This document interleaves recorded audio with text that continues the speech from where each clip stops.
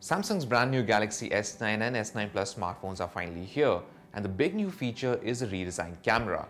Now, this is the first smartphone camera to feature a physically variable aperture, and the bigger one, the S9 Plus, also is the first Galaxy S smartphone to feature a dual camera setup. So today we'll be taking a look at some of the new camera features in the Samsung Galaxy S9 Plus. Now before we continue, don't forget to subscribe to our channel and hit the bell icon so you're notified when we have new videos. Now, one of the new changes that you notice when you open the camera app is the new interface. It's a lot easier now to switch between different modes as all the modes are lined up on the top and you just simply swipe left or right to change modes. Samsung has also made it easier to view more details about the photos you've taken, like the EXIF info, which gives you details on the exposure, aperture and shutter speed. It's also very simple to see as you simply go to the gallery, open up the photo that you want to view and simply swipe up to get all the details. Now, the Galaxy S9 Plus is also the first Galaxy S phone to feature a live focus or portrait mode, which we first saw in the Samsung Galaxy Note 8. It works also in a pretty similar manner. You simply go to the live focus tab and you can adjust the background blur if you want. There is an option over here just like the Note 8 which will capture a wide and the telephoto shot, so you can have both shots saved in the gallery, and you can also adjust the amount of blur that you want after you've taken the shot, which is pretty cool.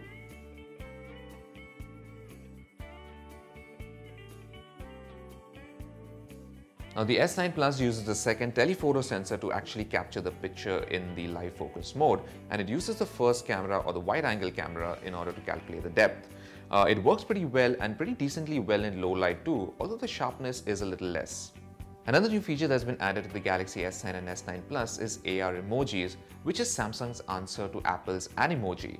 Now, you get the AR emoji as one of the shooting modes in the camera app, and switching to it lets you create your own emoji, or you can also choose from one of the pre-installed avatars which you can either superimpose on somebody else, or using the front camera you can virtually swap your face for one of those characters. Now, to create an AR emoji, it's a pretty straightforward process. You simply hit the button here and then you take a picture of your face, after which the software will try and create an animated model of yourself. It's not very accurate and there's not a lot of customization options to be had here, but it's alright. However, compared to Apple's Emoji, Samsung's AR emoji isn't very accurate when it comes to capturing your facial expressions. So at times, even when you're trying to say something as simple as this, it appears as if your face is getting some weird spasms, like so. We now come to the big feature of the phone, which is a variable aperture. Now, the 12 megapixel sensor on the S9 and the S9 Plus is capable of switching between an f1.5 aperture and an f2.4. Now, this isn't a range which you can choose from, so you can't exactly switch any values between f1.5 and f2.4. You can either switch between 1.5 or 2.4. Now, if you're shooting in auto mode, the camera automatically switches this. So in daylight, it'll often shoot at f2.4, and if the light gets a little low or if it finds that there is not enough light for a good shutter speed, it'll automatically widen the aperture to f1.5. In Pro mode, however, you can manually switch between f1.5 and f2.4 in the shutter speed option. Now, ideally, when we were trying it out, we didn't really see any reason not to shoot in f1.5 because you get a lot brighter image and you don't have to drop the shutter speed all too much, which gives you a less blurry image when you're shooting in low light. So even though the option is there to switch, we don't see any reason why somebody would choose the narrower aperture versus the wider one. However, one advantage of manually switching to f1.5 in Pro mode, especially in daylight, is when you're shooting portraits. If you want a shallower depth of field, dropping to f1.5 will give you that little extra bit of blur between your subject and the background. Now, another cool feature is a super slow motion mode in the Samsung Galaxy S9 and S9 Plus. This feature works similarly to what Sony introduced last year, which basically takes a short clip of about 0.2 seconds and then stretches it up to 6 seconds, so you get a super slow motion video.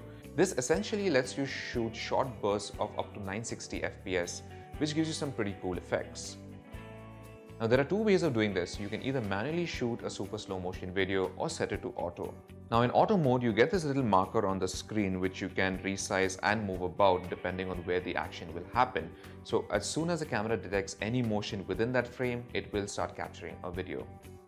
You can also choose to have a single take slow motion or a multi-take, in which case you start recording a regular video and it'll automatically capture up to 20 slow motion bursts within that time frame. Now you can either choose to shoot a single slow motion sequence or multiple sequences in a video as well. Now these are just some of the features that we're exploring in the Samsung Galaxy S9 Plus, and we will be bringing you all the features in our in-depth review coming soon, so stay tuned for that. And as always, for all things tech, log on to gadgets360.com.